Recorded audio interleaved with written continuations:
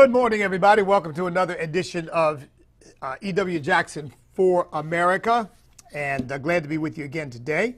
Just a couple quick housekeeping items. I hope you enjoyed yesterday's program. It was different than most that I do because I focused, of course, on the issue of healing. And I'll have some news for you as soon as we solidify this. But we're going to do some healing services at our church. And I think we're going to have a convocation that is dedicated to healing.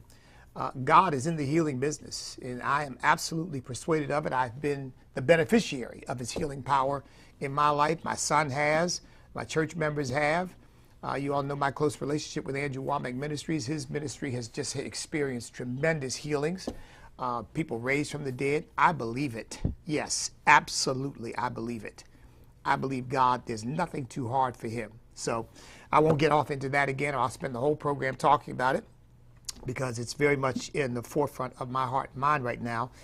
So let me get a couple other things out of the way. Number one is, please don't forget, I will be on tonight at 5:30 p.m. Eastern Time, 5:30 Eastern Time. So if you're in Central, Mountain, Pacific, obviously you want to extrapolate and figure out exactly what time that is in your own time zone. But I will be on at 5:30 p.m. Eastern Time on Truth and Liberty, sponsored by Andrew Womack Ministries. I'll be your host tonight. I'm a regular Thursday host. I'm on every Thursday at 5:30. So be sure to tune in. Now, you can watch that at gospeltruth.tv, gospeltruth.tv, and there are other venues as well, and I'll have to get those for you so that you know exactly where you can tune in to be able to watch it. But it's on some other networks as well, and soon to be on a national cable network that Andrew Womack Ministries is building, presumably to start in September. So be praying for that. These things are never easy. Andrew Womack Ministries is a tremendous ministry. They've got lots of resources, but you know, God always gives you more vision than you have personally provision. So he gives the vision, and then he gives the provision. So you got to believe for the provision. You can't just say, well, I'm going to do this, and I'll go to my bank account, because it just doesn't work that way. So be praying for Andrew Womack Ministries as God continues to work to expand their campus, to expand their media outreach. We desperately need both, because that campus is producing disciples, and that media outreach is attracting people to the gospel of Jesus Christ and producing disciples as they get funneled into that program. And it's been a blessing to me too. I mean, I've got people attending and visiting my church because they know of my connection with Andrew Womack Ministries and have seen him with me and know that we are partners in ministry. And so it's been a blessing to our church as well. So there's that. Please. Oh yeah, that's tonight. Oh, and don't forget, I will be at Edmond, Oklahoma, this coming Sunday at Fairview Baptist Church for an 8:30 and 11 a.m. service. Edmond, Oklahoma, Fairview Baptist Church. I've got that now, so let me just give you, that's Sunday, April 14th.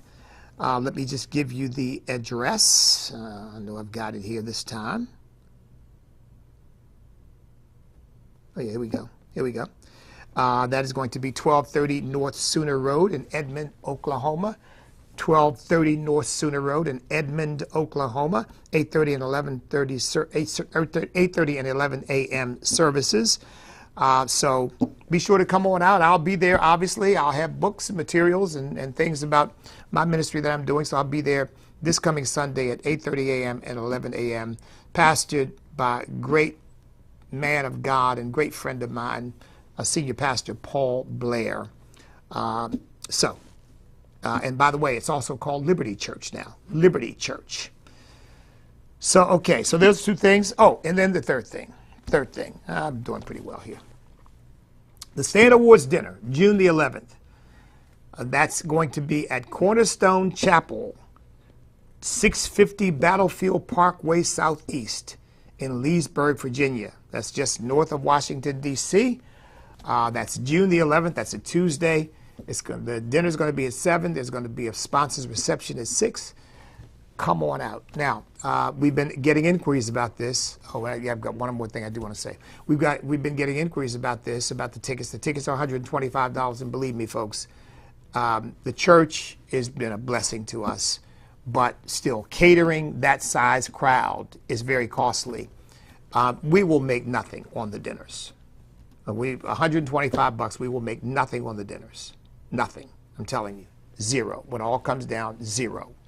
The dinner, the cost of the ticket, believe it or not, given the prices of food and what's happened, the cost of the ticket is pretty much what it's going to cost us for the dinner. Now, we haven't made a final decision, so we may be able to find somebody who'll do it for us for less than what we've been quoted so far. But the likelihood is it's going to be a break-even situation at best. However, we have a number of sponsors who are not coming, can't be there. They live too far out of town. Their schedule won't permit, but they're supporting the effort. And so there are going to be a lot of available complimentary tickets. So this is what I want to say to you. If you say to me, Bishop, I don't have $125 or $250 for me and my wife, but I'd really like to come, really like to support. If you want to come, just stand by. What you can do is get in touch with our office. Email me at ewjackson@ewjackson.com. That's ewjackson@ewjackson.com. Very simple. Say, Bishop, I'd like to be in line. I'd like to be on a waiting list for some of the complimentary tickets that will become available. And we'll put you on a waiting list, first come, first serve. And as we have complimentary tickets that we know are paid for and are not taken, we will give those out to the people who have requested them. So just want you to know that. For those of you who are out of town, you can't pay for the price of the ticket, or maybe you can. Please feel free to donate. Say, well, look, I can't be there, but I want to buy 2 tickets and give these away to 2 worthy people. Or again, you can be a sponsor. Sponsorships start at $1,500. I want to sponsor a table, give these 8 seats away to worthy people.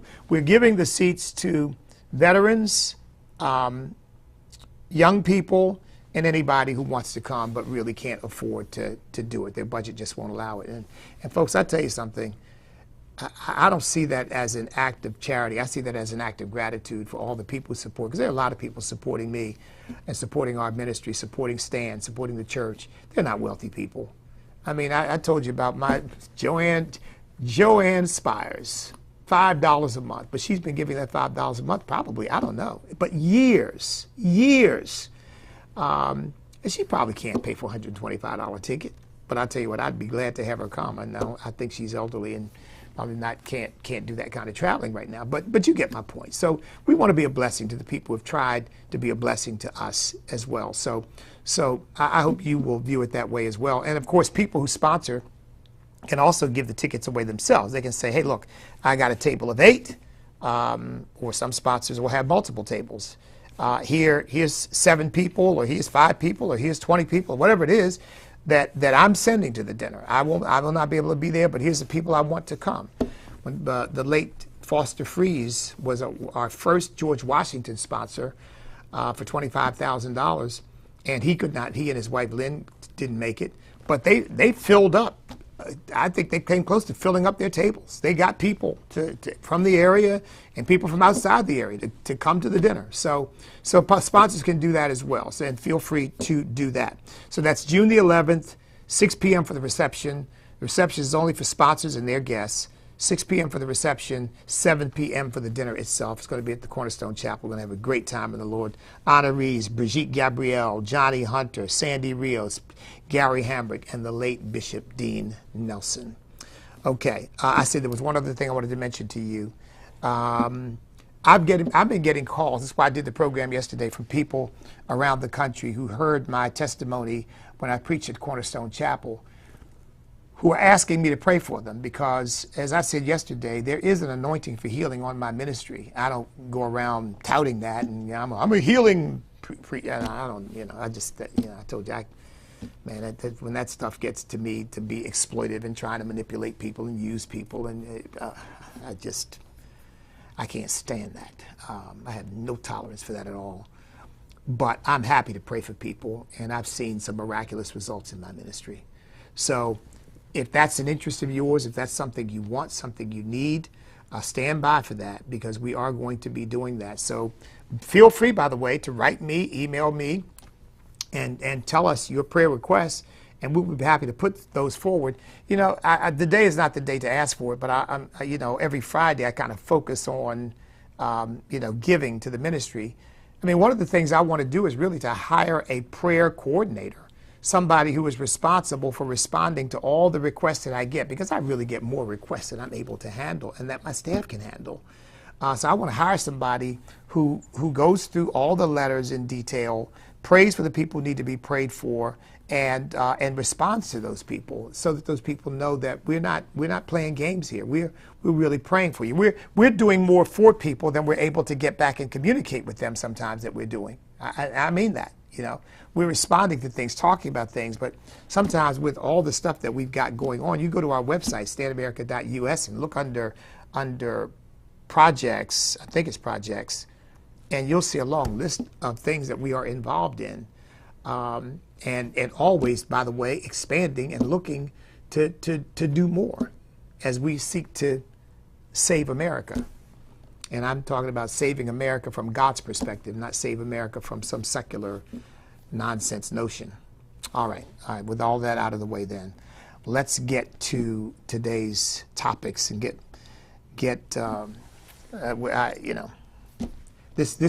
I'm a minister of the gospel of Jesus Christ first and foremost. I don't ever pretend not to be a Christian. While I really believe that every Christian has a stewardship responsibility as an American to get fully involved in the political process, I don't believe the political process is the answer. I believe that Jesus is the answer, and that we always have to keep that in the forefront of our minds. So whatever we're doing for him, by him, in his name, under his anointing, his leadership, his guidance. And if we're not doing that, folks, we're just wasting our time. We're just wasting our time. So I just want to, no apologies for that. No apologies that this is a Christian program, and we are coming from a biblical worldview orientation. As I said before, we are biblical worldview conservatives, not just conservatives, biblical worldview conservatives. Okay.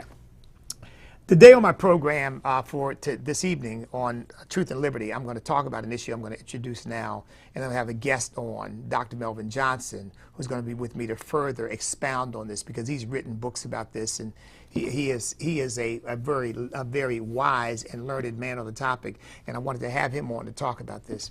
But I want to begin with this whole issue of race. Now, you all know that, you probably heard me talk about this, STAND has really, the church and STAND are sister organizations, separate legally, but sister organizations, both 501c3s, both completely nonprofits, neither one dedicated to politics, of course, dedicated to issues, the gospel of Jesus Christ primarily for the church, and bringing that gospel, those Judeo-Christian values to the country as the ultimate source of our country's prosperity and hope for the future. Okay, so those are two sister, if you will, activities and efforts that are going on. Sometimes with STAND, you end up getting the gospel, and sometimes with the church, you end up getting political analysis based on a biblical world view. But they're two separate organizations. But there's also two more.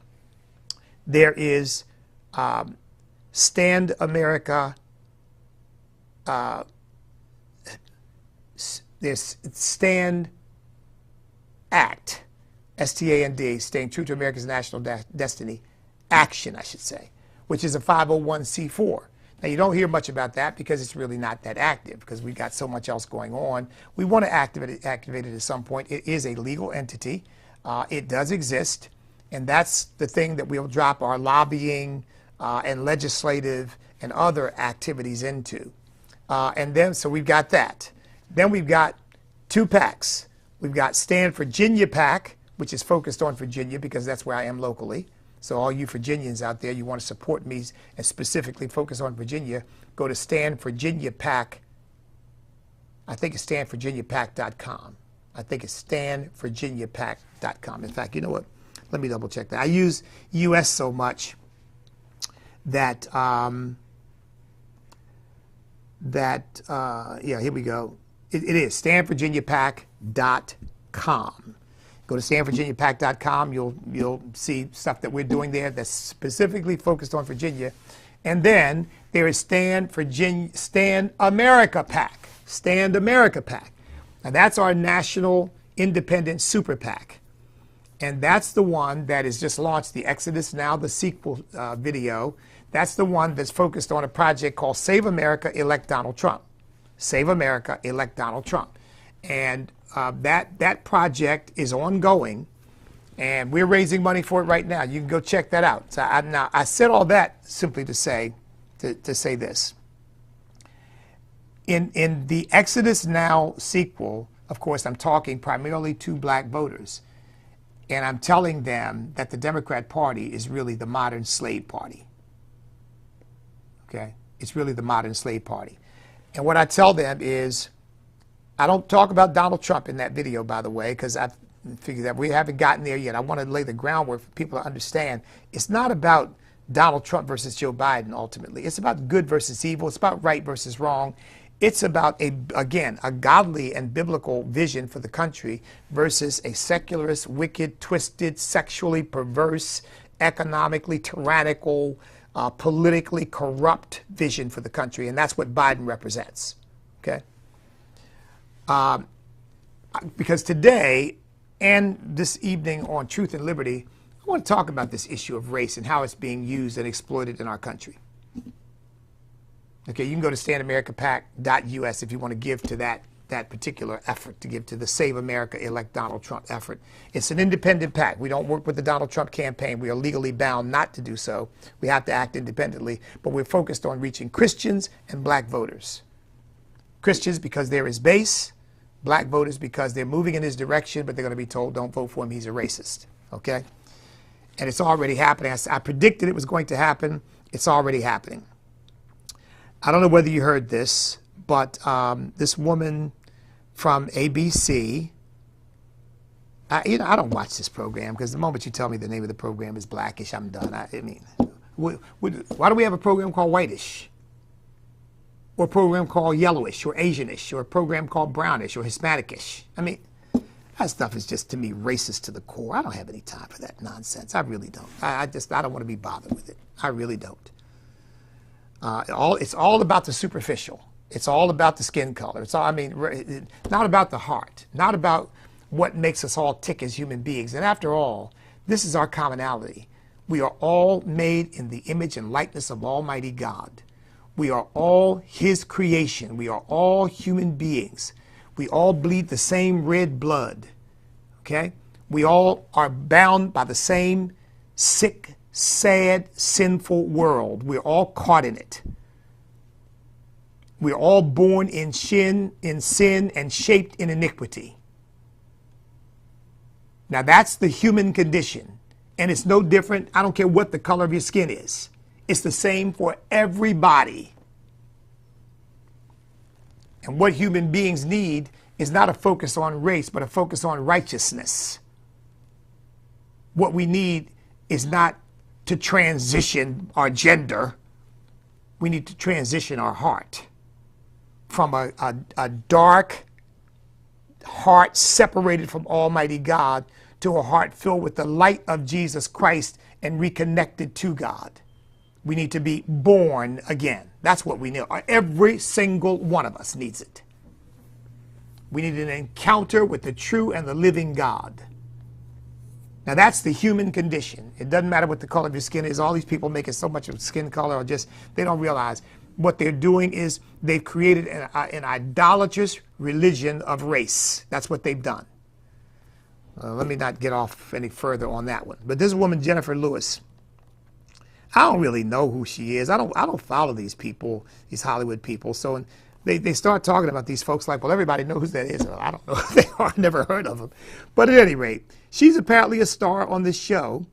And her name is Jennifer Lewis. She's 67 years old.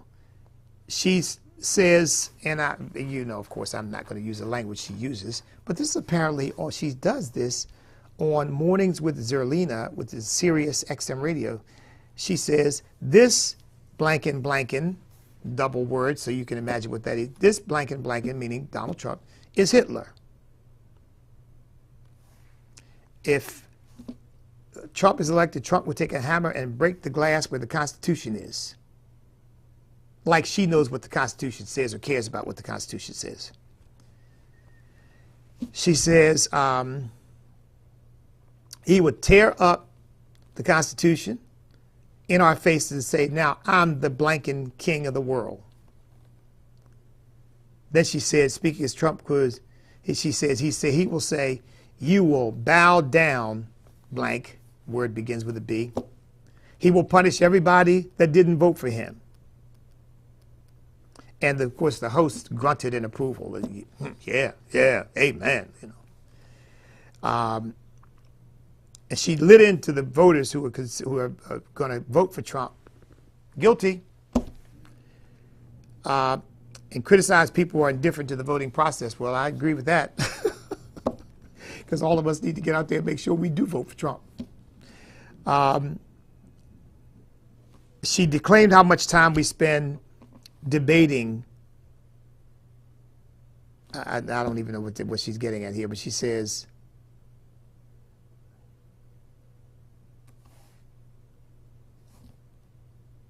well, she calls people names who don't vote and all that.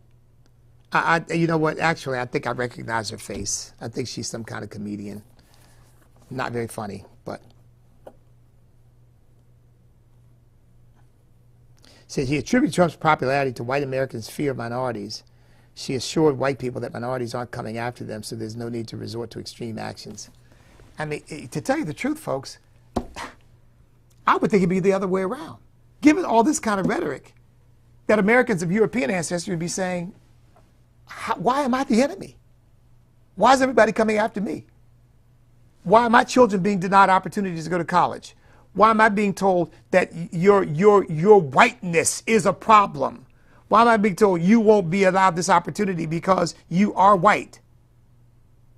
That's the way this is rolling. These leftists, I mean, look, most Americans of African ancestry are doing the same thing most Americans are doing, which is trying to feed their trying to feed their families, trying to educate their children, trying to stay safe in an increasingly unsafe world, trying to stay healthy, trying to do the things that they can do to make their lives better. That's what most people are doing. Now, you do have a minority of people out there who are trying to figure out how to get you and me. And you got a bunch of leftists who want to support them in doing so. She said, white people would aim to inflict a myriad of punishments on minorities. And white people are out thinking about how can we inflict punishments on minorities. I mean, this woman is a star, a television star. She said they're going to do everything they can to say to those gated communities. I shouldn't be laughing at this, folks, but it's so absurd that you can't help but laugh at how foolish these people are, how crazy they are. You probably, if she's got any kind of Facebook or Twitter thing, she probably got 1 million followers, listen to this drivel. And she goes on to say, they're going to do everything they can to stay in those gated communities, not pay their taxes, and put those N-words in their places, and put those, her words, wetbacks, out of this country and say, we own this beef. Folks, forgive me for laughing, but this is insane. This woman needs treatment. She's mentally deranged. And to think she's probably, I don't know how much money she's being paid, but I guarantee she's making millions of dollars doing this. She's being rewarded for, and you know what? If she were a conservative on a sitcom like this and just said something like, I believe it's wrong to kill an unborn baby, there would be a hue and cry that would be heard from the Pacific to the Atlantic. How dare this person interject their personal views? How dare they come out and say something so insulting and offensive as they want to protect unborn babies? What kind of crazy person is this? But you can come on and say this stuff, and everybody says, like the host is saying, that's right. I mean, what do you... Well, look, this is the kind of rhetoric we're going to hear as we get closer to the election, trying to convince Americans of African ancestry not to get anywhere near Donald Trump, not to get anywhere near him. Don't, because this is what Donald Trump's, this is his vision for America, which is a lie out of the pit of hell. And here's the thing, the man was in office for 4 years. And what happened to the black community? They got the lowest unemployment rates. They got increases in income. He solidified something, in fact, in my view, questionable, because I just don't like this idea of continuing to tie the black community to the government. But he brought to bear federal backing for historically black colleges, HBCUs, colleges and universities, that had not been done by any president before. I mean, Donald Trump actually did things to make the lives of black folks in this country better. And she's talking about, well, now he's going to get elected. His job is to put black people in concentration camps. I mean, it's just absurd. I mean, it is just absurd. But look, believe me, that's not the last we're going to hear of this. Let's see, this just happened. Oh, yeah. Whoopi Goldberg is basically said, you know, the Arizona Republican Party refused to block, I think it's an 1894 law that forbade abortion in Arizona. It's been on the books a long time. I don't know how they've dealt with that, and I don't know the history of it. But the Arizona Republicans refused to blocked the repeal of that law. And Whoopi Goldberg said, well, if they're willing to stop a woman from killing her unborn baby, what's next? Bring slavery back. So she says, this is where they're going. The protection of an unborn baby now is the equivalent of bringing back slavery. Again, folks, what do you say to that kind of stupidity? What do you say to that kind of absurdity? What do you say to that kind of asinine, inane? What other adjectives can I come up with? First of all, if you want to make any kind of comparison, the comparison would be that protecting the life of that unborn baby is the equivalent of releasing people from slavery. Because, look, you may not have heard me talk about this before, so it may be new to some of you. Maybe it's new to all of you because I don't get into it that often. I really believe that for many people in America, and that includes some Christians, because of the indoctrination, because of the slavery ideology that was being propounded, there were many people who developed a spiritual blind spot on the issue.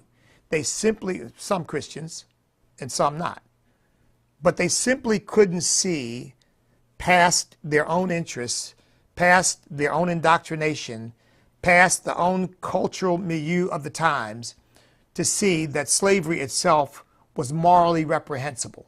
Okay? And when I say past the cultural milieu, remember that cultural milieu had existed for literally thousands of years. You know, again, you know, I've often in my speeches said to people, you know, slavery was a universal institution. I said, well, hasn't anybody watched Spartacus?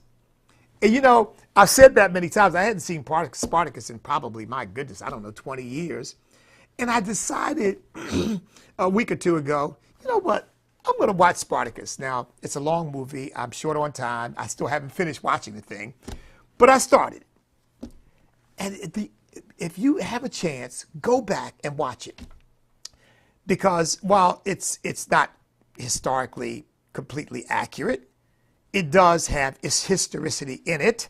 And some of the historical circumstances are fairly accurate, you know, because it talks about the power Crassus had, and Crassus was a very, very wealthy Roman who did exercise a great deal of power, and it accurately depicts probably what his life was like.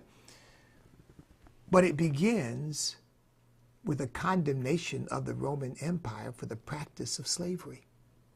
And in the whole movie, there's only one black person, I think. One black actor. All the slaves are other Europeans because that's who Rome was enslaving. There was no African slave trade.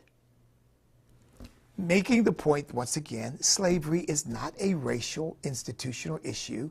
Slavery is a universal institution indicating the fallen nature of human beings and the willingness of human beings to try to play God over the lives of other human beings. It is part of man's fallenness, not part of man's racism. Race is just another iteration.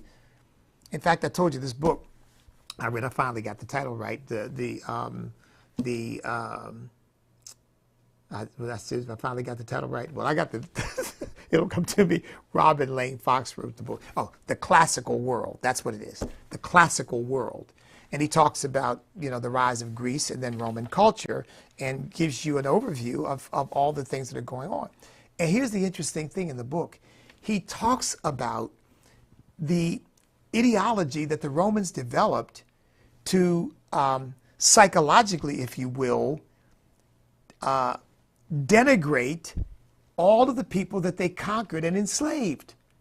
And they had ways of talking about all of them that kind of justify, well, that's why they're slaves, because they're not intelligent. They're like animals. They're immoral. They had all of these ideas about these people that we know they created out of whole cloth because it made everybody feel better about holding people in bondage, which says something. It says the consciences of people, even in the most ancient times, knew that there was something fundamentally wrong and they had to justify it somehow. And they weren't talking about people of a different race. I mean, the Romans enslaved what were then Italians, because of course, as you know, there was no Italian empire. There's no Italian Romans. The people of Rome, which was a city and became ultimately a city empire, saw the Italians as different people who lived, you know, further down into the boot as different people. And they enslaved many of them. At any rate, getting back to the point, Whoopi Goldberg actually thinks, or wants people to think, maybe she's not as stupid, this stupid, maybe she's not, but maybe she's this evil, this wicked, that here, where's the proof that we're about to bring slavery back? That Arizona wouldn't allow abortion, unfettered abortion, to happen in the state of Arizona. That's proof positive that the next thing they're going to do is bring slavery back. And that's what Donald Trump wants, and that's what his followers want.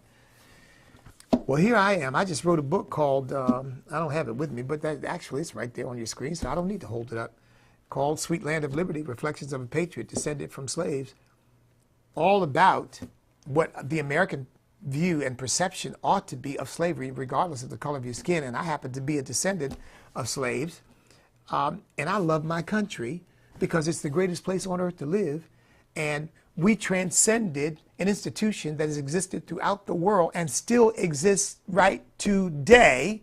We transcended it and affirmed the dignity of every human being and affirmed as a moral matter that no human being has a right to own another human being. I'm quite proud of my country. Thank you very much. And this stuff of they said the same thing about George Bush. Remember, that's what Joe Biden said when he was running for president one time. He didn't win. They're going to put you all back in chains. I mean, folks, these people are evil. They are wicked. They are seeking to undermine the stability and the coherency, the adhesion, the unity of our nation. A house divided against itself cannot stand. They don't want America to stand, not as we know it. They want something else. They want to reduce America to, if you will, metaphorical ashes that they can build something in their own image out of those ashes. Now, folks, that's what's going on here. And they need all the power they can get their hands on in order to do this. And Donald Trump's standing in the way. And you and I are standing in the way. That's why I noticed they don't just denigrate him, they denigrate all of us who support him. And as I've explained many times, I don't support Donald Trump because he's Donald Trump. Oh, Donald Trump. Oh, I support Donald Trump because of what I've seen him do as a president. I support Donald Trump because of the things he stands for. I don't support him because of everything he says, because some of the things he says I think he shouldn't say, but that's another matter. I'm more concerned about what the man's policies are. I'm more concerned about what he's doing. And by the way, Donald Trump went into a Chick-fil-A. Oh, let me see if I can find that. Yeah. Donald Trump went into a Chick-fil-A in Hotlanta, folks. In Hotlanta. And there were apparently a bunch of black folks there. And they were saying to Donald Trump, we support you. We don't care what the mainstream media says. Praise God. Thank you, Jesus. Here again, folks, I know Donald Trump's not Jesus. I know Donald Trump's not perfect. I know Donald Trump's got plenty of flaws. So do I. Maybe not the same ones, and so do you. But this man, I believe, loves this country, loves our people, wants America to do well, wants America to be great. I don't think there's a hateful bone in Donald Trump's body. I think Donald Trump may have a little bit of a vengeful bone in his body for people who don't treat him right. He wouldn't be the first one. It won't be the last. Vengeance is mine, says the Lord, I will repay. So I don't traffic in that, but I know the feelings.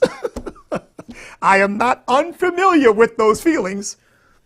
But Donald Trump said, somebody said, this is the Lord's chicken. And Donald Trump said, it's the Lord's chicken. You're right. He said, and the guy said, love you, man. And Donald Trump said, I love you back. Oh, man. And one guy said, blue collar, you're the guy for us. We're not going to let them rig it.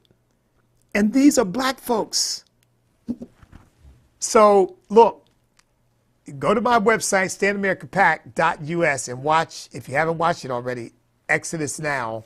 And by the way, this is a footnote. I've had, well, I was going to say a lot of people, but then I said, well, wait a minute, is that really accurate, a lot? Because how do you define a lot? So let me not say a lot. Let me say, probably had about 10 people or so. That's a little bit of a guess. Say to me, Donald Trump should nominate you to be his vice president. Donald Trump doesn't even know who I am. But listen, if you want to get to him and tell him that, that's fine. Because if nominated, I will accept. If elected, I will serve. Okay? So, no false humility here. I love my country. And if Donald Trump tapped me for BP, believe me, I would say, yes, sir, happy to serve. But look, this racial stuff is just, it is toxic. It is ridiculous. And I just wanted to share with you some of the irrationality that is going on right now. Now, let me get to a second issue. And I don't have that much time, but I do want to hit it because I wanted to hit it yesterday and didn't get a chance to. I've talked about anti-Christian bigotry, anti-Semitism, that these really are two sides of the same coin. And we're seeing both arise at the same time. Anti-Semitism, you all, I'm sure, have heard this. Nearly half the Muslims in the United States of America support Hamas. That is rank anti-Semitism in the Muslim community. Half, folks, half support Hamas. Now, thank God for the half who don't. Thank God for the half who don't. Or I should say, yeah, for the half of Americans who don't support, or the half that doesn't. That's one of those little tricky grammatical things. But thank God for them. But for this half that does, you know what? Pack up and get out of here. If you're supporting a terrorist organization that not only wants to bring down Israel, but wants to bring down America, you need to go. Go live under their rule. See how you like it. Right? So see how you like living under Hamas rule. Give it a try. A senior Treasury official, and I think this guy, I don't know whether he's got called on the carpet or not, but you know, we released that $6 billion to Iran, and I'm sure if you remember that, I know I talked about it, and I'm sure others did. What in the world are you doing? Why are you providing that kind of cash to a terrorist state that's going to import their terrorism around the world and that are interested, again, in destroying Israel and destroying America. Why are you doing that? I tell you, folks, once again, they hate because they hate us. They hate us. They hate our country as we know it. And they think somehow that supporting people who hate us will accelerate our downfall or accelerate problems for us, that we Americans who love our country will be punished, and that ultimately maybe we'll have to turn to them to get us out of the mess that we're in. I don't know what kind of convoluted logic they're using. But financing people who hate you, I mean, that's suicidal. But that's what they're doing. And the Deputy Treasury Secretary, Wally Adeyemo, because obviously that's an African name, admitted that the $6 billion that was sent to unfrozen for Iran, admitted that it likely went in to fund violent activity and terrorism. Well, we don't need you to tell us that, but to have a member of the administration admit that. When asked about it on the Senate Banking Committee, he said, "Senator, you're right. Money is fungible." He said, "What we've seen time and time from the Iranian regime is that they fail to feed people, and they put the Islamic Revolutionary Guard cops first. So any dollar they have will go toward their violent activity before they deal with their people." He says that's partially why almost none of the humanitarian money has been used for humanitarian purposes. Then why are we giving it to them? I mean, I'm surprised if this guy still has a job after that. Why are we giving it to them? But we are. Once again, self-hating Americans who are helping people. Half of the Muslims in this country, we want to bring more of them in here. Half of the Muslims in this country support Hamas. You've got administrative officials admitting that we're releasing money to Iran that is then used to attack our primary ally in the Middle East, Israel, to fund terrorism and ultimately to do us harm. You had these Michigan protesters chanting "Death to America" on International Al-Quds Day. Now, I don't know what International Al-Quds Day is, but they're chanting "Death to America." I know what that means. We had some Muslims, anti-Israel protesters, shut down the Senate cafeteria. I wonder why they didn't call that an insurrection.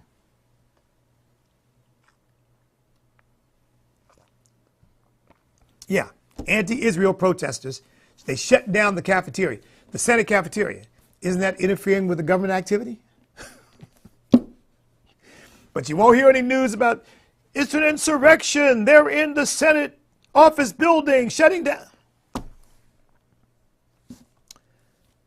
Because these people wouldn't know righteousness and right thinking if it slapped them. And when I say these people, these media people, they are so totally brainwashed and biased. You know, folks, I've gotten to a point where I watch very little television news now. I mean, I do dip into Newsmax. I like Maria Bartiromo on Fox because sometimes I think Fox Business is still a bit more conservative than the regular Fox channel has become. There are still some good people on the Fox network, the commentators, you know, but I don't watch it as much because I think they've compromised so much. I mean, every time they want to put up Bruce Jenner up there and call him a woman, and I think to myself, man, I mean, what? They won't have me on, but they'll have him on. Because after all, E.W. Jackson is anti-gay. And I know all the little homosexual mafia in there put the bad mouth out on me. I mean, I've had it happen before. It's nothing new. We can't have him, you know, YouTube. We can't monetize your program. You have harmful material, harmful content. Jemele Hill, I don't think I've ever mentioned her name before because to me it's not worthy of mentioning her name, but she's upset with Dwayne Johnson because he refused to endorse Joe Biden. Now, he hasn't endorsed Donald Trump, and I think he leans liberal, but she's upset with him because he refused to endorse Joe Biden. Now, you know, here's what's interesting. These people who will point to folks like me, conservatives, you sellout, you Uncle Tom, you Oreo, these people run behind Joe Biden, and they almost need some kind of a mechanism to help them keep their backs bent while they kiss his backside. Was that a little too much? You get the point. I mean, the last time I looked, Joe Biden was white. Well, but he's the right kind of white. It's like, this is the absurdity this stuff leads you to. So basically, my support for Donald Trump, oh, you're a sellout, you're an Uncle Tom, but your support for Joe Biden, who said that Donald Trump was going to be okay because I forget what he said and what the former Senate leader said, but all kinds of stupid stuff about he's light skinned and he's this, that, and the other, and he doesn't talk the black lingo, so all this. And this guy talking about you can't go to a gas station in Delaware without speaking a little Hindi because they're all Indian. I mean, Joe Biden is about as racially insensitive as anybody you ever want to meet, but everything he says is golden. He said, oh yeah, he's okay. Donald Trump actually does things to actually help people's lives be better and get the government off our backs. And, oh, Donald Trump's dangerous. These people are not. They don't care about black folks. They are imbued with Marxist ideology, and they care about implementing that ideology in our country. They're collectivists. They're not individualists. They're collectivists. They don't believe in individual liberty. They really believe in collective tyrannical rule. So the fact that Dwayne Johnson didn't say anything is an insult to her. Now you must speak when we tell you to speak. Not only do you not speak when we tell you not to speak, but you must speak when we tell you to speak. So you better endorse Joe Biden. I mean, of course, you know her. She got fired from ESPN because, I mean, the woman's just stark raving mad. She is, she's got, how did I dub it? ROS. Racial obsession syndrome. And it is a new mental disease. I know the American Association of Jackson Psychology has dubbed it so. They ought to dub it because it really needs to be a new psychological malady. Because it really is. I mean, these people completely they lose touch with reality. I mean, I would think Dwayne Johnson's thinking to himself, who do you think you are telling me who I have to endorse and who I mean, what I do is none of your business. But oh no, it is her business because she's black too. And after all, because she's black and you're black, she has a right to dictate your life and what you do and what you say. You didn't know that? Well, go watch I gotta go. Go watch my Exodus Now, the sequel video, and you'll get a full 10-minute education on what's going on with these people and exactly what they're up to. All right. Well, that's going to do it for today. God bless each and every one of you. I think I've said more than enough for this program. I will be back, though, tomorrow. Don't forget to join me today, 5:30 p.m. on gospeltruth.tv, gospeltruth.tv with Andrew Womack Ministries, Truth and Liberty. I'll be your host there. My guest will be Dr. Melvin Johnson. We're going to have a great program for you. In the meantime, step up, stand up, step up, speak up, refuse to back up, because we cannot be defeated if we will not quit, because we are on God's side.